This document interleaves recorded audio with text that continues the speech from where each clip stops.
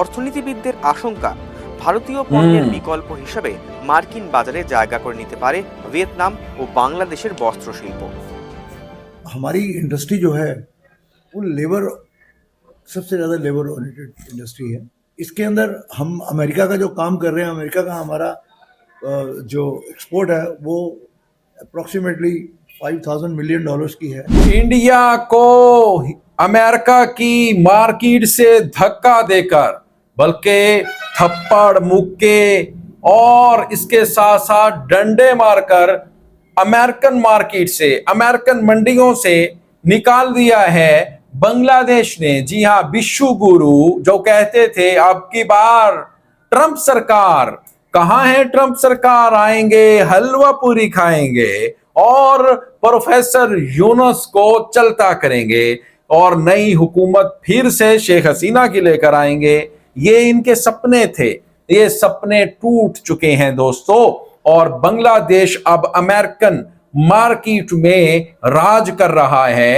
और आपको बताएं कि हिंदुस्तान की जो एक्सपोर्ट्स है, चाहे टेक्सटाइल को ले लें, दीगर प्रोडक्ट्स को ले लें, उसमें उनको 50% टैरिफ लग रहा है, जबकि बांग्लादेशी एक्सपोर्ट्स को सिर्फ और सिर्फ 20%। यानी अब बांग्लादेश का जो माल है वो जा रहा है, लेकिन इंडिया की जो एक्सपोर्ट्स है उसको अब वहां पर बहुत ही ज्यादा इंसल्ट, एम्बैरसमेंट का सामना करना पड़ रहा है। अस्सलामुअलैकुम दोस्तों, আমি এহসান খান আর আপনারা দেখছেন এহসান খান ইউটিউব চ্যানেল। आशा করি আপনারা সবাই ভালো আছেন। अमेरिकन, जी हां, यूएस आपको बताएं कि मार्केट से बड़ा झटका, बड़ा धक्का, बड़ा पुश किया है, पुश बैक कर दिया है हिंदुस्तान को अमेरिकन मार्केट से, क्योंकि वहां पर जो उनकी एक्सपोर्ट्स है अब नहीं हो रही।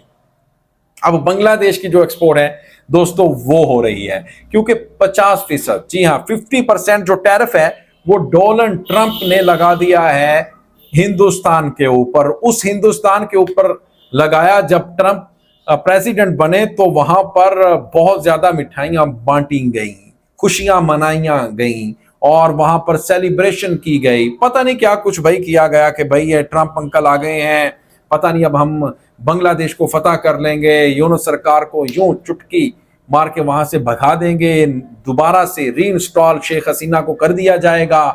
पता नहीं भाई इन्होंने क्या कुछ कहा था, लेकिन ट्रंप ने इनके ऊपर दोस्तों लगा दिया है 50% टैरिफ, और इनकी अब ऐसी तैसी हो गई है, अब कोई इनका माल वहां पर नहीं जाएगा। और अब बांग्लादेश का राज है यूएस की मार्केट के ऊपर। वहां पर जितनी भी वियतनाम, यूएस और फिर पाकिस्तान, इनके ऊपर जो 20-19% जो टैरिफ है दोस्तों वो लगा है। अब इन ममालिक की जो एक्सपोर्ट्स है टेक्सटाइल को लेकर के, दीगर जो एक्सपोर्ट्स है स्पोर्ट्स को लेकर के, पाकिस्तान में जाहिर बात है स्पोर्ट्स का सामान बहुत ज्यादा जाता है, और बांग्लादेश से टेक्सटाइल का, गारमेंट्स का, तो वो अब भाई बांग्लादेश राज करने जा रहा है अमेरिका में। और जो इंडिया है वो उसको उन्होंने कहा कि गेट आउट, इंडिया को भाई वहां से निकाल दिया गया है अमेरिकन मार्केट से। कितना बड़ा धचका है, कितनी बड़ी एम्बैरसमेंट है, कितनी बड़ी जलालत है इंडिया के लिए। तो दोस्तों आइए वीडियो देखेंगे, फिर हम इसके ऊपर बात करेंगे। जुड़े रहिएगा आखिर तक, इस वीडियो को जरूर देखिएगा। 3, 2, 1 and Q. Gentlemen, I present to you my friend my friend, of India, friend of India, American President, Mr. Oh. Donald Trump. Donald Trump, चाय वाला। ये चाय वाला, इसको अंग्रेजी भी बोलनी नहीं आती। বন্ধুর ওপর कहां प्रोफेसर यूनुस? প্রেসিডেন্ট রাশিয়া ঘনিষ্ঠতার কারণে ভারতকে শাস্তি দিতে উঠে পড়ে লেগেছেন। ভারতের অর্থনীতিকে মৃত বলতেও ছাড়েননি। ট্রাম্পের শুল্ক শাস্তিতে কি সত্যি থমকে যাবে ভারতীয় অর্থনীতির চাকা? এই মুহূর্তে এশীয় দেশগুলোর মধ্যে ভারতের উপরেই সবচেয়ে বেশি বাড়তি শুল্কের বোঝা, আর তাতেই আমেরিকার বাজারে ভারতীয় পণ্যের চাহিদা কমার আশঙ্কা। দেশের রপ্তানি বাণিজ্যে আপাতত শঙ্কার কালো মেঘ।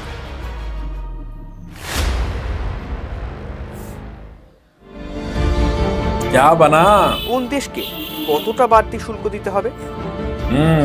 ভারত 50%, চীন 30%, ভিয়েতনাম 20%, বাংলাদেশ 18%, পাকিস্তান 19%, জাপান 15%, দক্ষিণ কোরিয়া 15%। ভারতের সবচেয়ে বড় রপ্তানি বাজারগুলোর মধ্যে একটা আমেরিকা। মোট রপ্তানির 18% যায় সে দেশে। ভারতের জিডিপির 2.2% আসে আমেরিকার বাণিজ্য থেকে। বাড়তি শুল্কের ধাক্কায় বেশ কিছু ক্ষেত্রে 50 থেকে 70% রপ্তানি কমতে পারে বলে আশঙ্কা গ্লোবাল ট্রেড রিসার্চ ইনিশিয়েটিভের। কোন কোন শিল্পে আশঙ্কা? বস্ত্র, গয়না, দামি পাথর, সমুদ্রজাত খাবার। क्या बना? বছরে প্রায় $9 বিলিয়ন বস্ত্র আমদানি করে আমেরিকা। 60%-এরও বেশি শুল্ক দিতে হলে সেই বাজার থেকে মুখ ফেরাতে পারেন আমেরিকার ব্যবসায়ীরা। অর্থনীতিবিদদের আশঙ্কা, ভারতীয় পণ্যের বিকল্প হিসেবে মার্কিন বাজারে জায়গা করে নিতে পারে ভিয়েতনাম ও বাংলাদেশের বস্ত্র শিল্প। हमारी इंडस्ट्री जो है वो लेबर सबसे ज़्यादा लेबर ओरिएंटेड इंडस्ट्री है। इसके अंदर हम अमेरिका का जो काम कर रहे हैं, अमेरिका का हमारा जो एक्सपोर्ट है वो अप्रॉक्सीमेटली $5,000 मिलियन की है और हम एक अच्छी मार्केट बनाई है वो।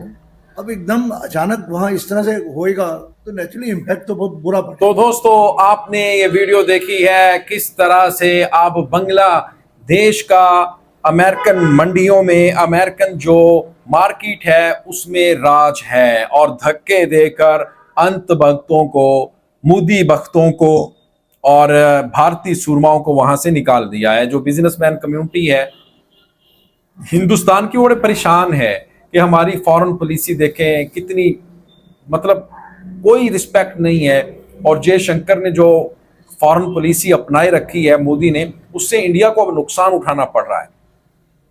इंडिया ने किस तरह से जो फॉरेन एजेंट पाले, आपको बताएं कि पूरी दुनिया में इसने दहशतगर्दी करवाई है और इसने टेररिस्ट पाले हैं, और जिसकी वजह से अमेरिकन को भी पता चल गया है कि भाई ये तो मतलब हमारे ही खिलाफ है। अब वो उन्होंने थोड़ा पकड़ लिया ट्रंप ने, उसने कहा ठीक है मैं आपको करता हूँ सीधा ऐसी की तैसी तेरी, और उसने 50% इसके ऊपर टैरिफ लगा दिया। पाकिस्तान, बांग्लादेश और वियतनाम इनके ऊपर बहुत कम है। पाकिस्तान के ऊपर 19 और 20 ये इसके ऊपर है, बांग्लादेश के ऊपर वियतनाम। यानी अब फायदा उठाने का वक्त आ चुका है पाकिस्तान से को भी, और इसी तरह वियतनाम और बांग्लादेश का। अब उठाएंगे भाई, क्यों नहीं उठाएंगे। और वहां पर अब बांग्लादेश का राज है, बांग्लादेश की प्रोडक्ट्स जाएगी, एक्सपोर्ट्स अब करेगा बांग्लादेश इसको लेकर के, textile garments. After China Bangladesh बहुत बड़ा एक्सपोर्टर है, अब फायदा उठा सकता है क्योंकि चाइना के ऊपर भी बड़े टैरिफ लगा दिए हैं अमेरिकन ने। तो भाई ये तो जो गेम है वो पलट चुकी है सारी की सहारी, और बांग्लादेश के हाथ में आ चुकी है। और विश्व गुरु जो कहता था मैं बहुत बड़ा विश्व गुरु हूँ, वर्ल्ड लीडर हूँ, कहाँ है विश्व गुरु? तो भाई प्रोफेसर यूनुस हुआ, आप ना हुए। वो सही बात है, एक तरफ टी वाला और एक तरफ प्रोफेसर यूनुस, मुकाबला तो नहीं हो सकता।